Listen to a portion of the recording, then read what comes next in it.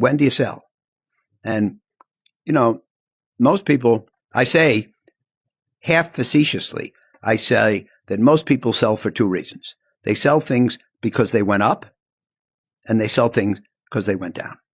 They went up, and they say, I better sell some, because if it goes back down and I haven't harvested any profits, I'll kick myself and I'll look like an idiot.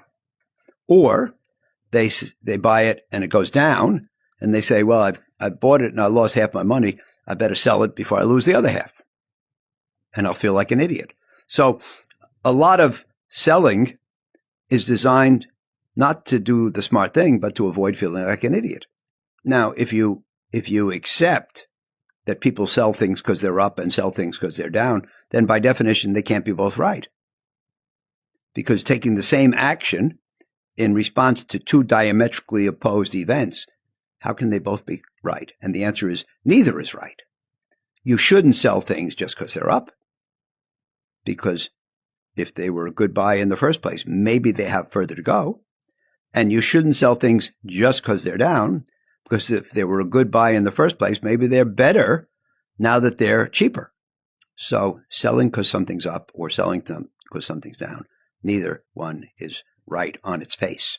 Right. There can be personal, situational reasons to sell, like you need the money, or, you need $10 million to retire and you're at 15.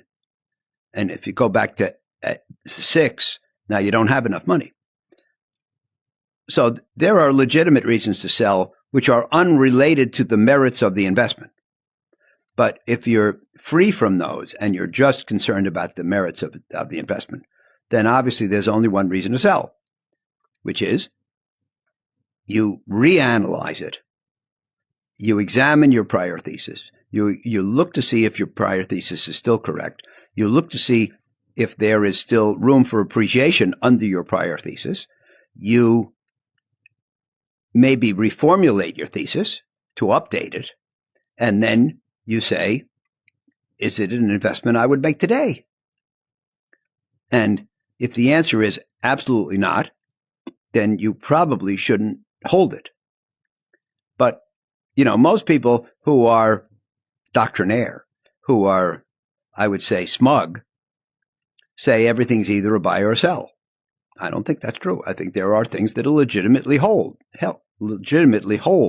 That is to say, you bought it when it was 10. Now it's 20.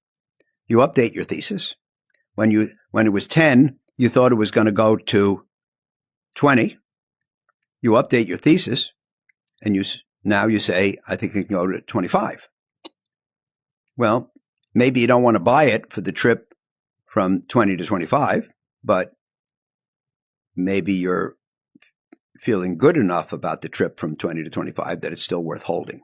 So there's some more juice in the orange.